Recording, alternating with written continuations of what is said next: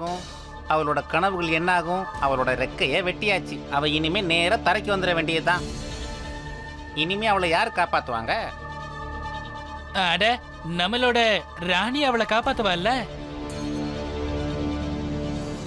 அப்புறம் அதோட சேர்த்து இவ அவளோட கனவுகளோடையும் வாழணும்ல, அப்படித்தானே?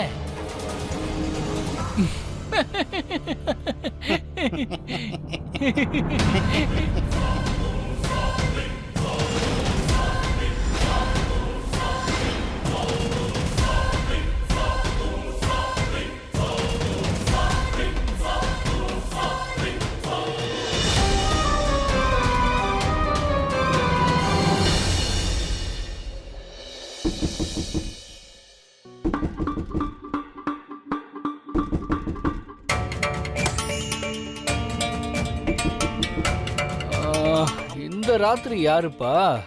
இப்பயாவது நிம்மதியா தூங்க விடலாம்ல. வரேன் வரேன்.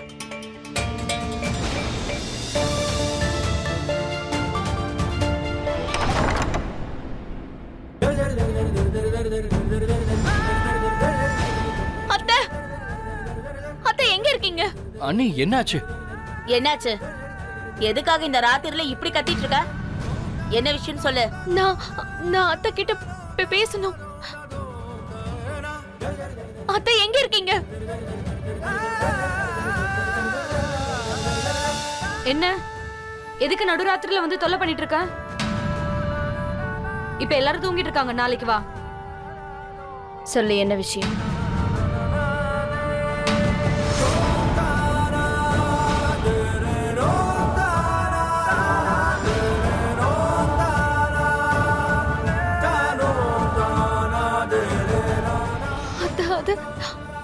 அருண தேவையில்லாம சிக்க வச்சுட்டாங்க. நீங்க தான் எப்படியாவது அவரை ஜெயில இருந்து வெளியே எடுக்கணும். அவரை தண்டிச்சிடாதீங்க அத்தை, ப்ளீஸ்.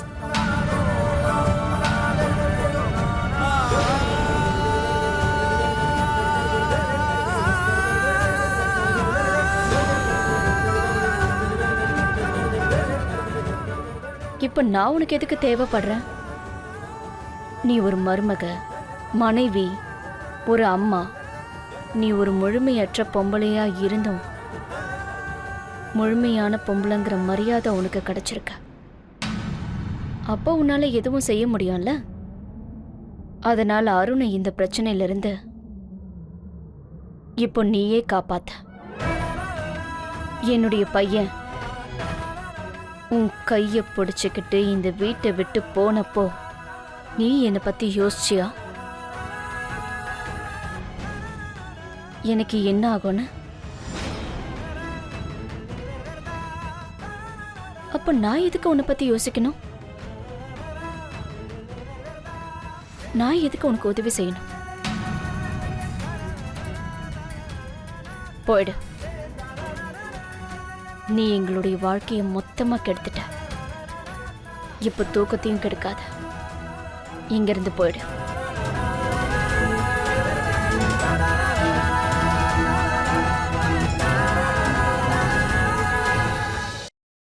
அத்தை, அருணுக்கு நீங்க தேவை, ப்ளீஸ் அத்தை. தயவு செஞ்சு நீங்க எப்படி செஞ்சிடாதீங்க. பாட்டி, தயவு செஞ்சு அத்தைக்கு உதவி செய்யுங்க. நான் ப்ராமிஸ் பண்றேன், நான் இனிமே உங்களை தொல்லை பண்ணவே மாட்டேன். ஏன் யாரையும் தொல்லை பண்ண மாட்டேன், ப்ளீஸ்.